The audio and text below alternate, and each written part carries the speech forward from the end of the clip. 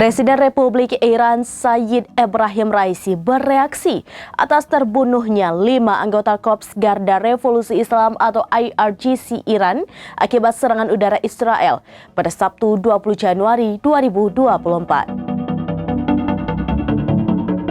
Presiden Republik Iran Sayyid Ebrahim Raisi bereaksi atas terbunuhnya 5 anggota Korps Garda Revolusi Islam atau IRGC Iran akibat serangan udara Israel pada Sabtu 20 Januari. Raisi menekankan bahwa Iran tidak akan tinggal diam dan berjanji akan membalas kejahatan rezim Zionis.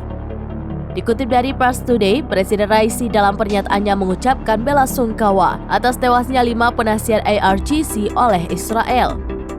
Ia menyatakan kejahatan Israel menunjukkan kegagalan Netanyahu dalam mewujudkan tujuan jahatnya. Selain itu juga memperlihatkan keburukan dan keputusasaan pasukan pertahanan Israel dalam menghadapi pejuang front perlawanan. Lebih lanjut, ia menekankan bahwa seluruh kejahatan rezim Zionis akan dibalas oleh Iran. Hal senada juga disampaikan juru bicara Kementerian Luar Negeri Nasser Kanaani. Ia mengutuk keras serangan Israel di Suriah hingga mengatakan Iran berhak menanggapi serangan tersebut. Tidak tanggung-tanggung, Iran akan membuat Tel Aviv mencekam bak neraka. Adapun kelima personel yang tewas disebutnya memiliki peran utama dalam membantu Suriah memerangi terorisme. Bahkan kelima orang itu turut membangun perdamaian berkelanjutan di negara Arab.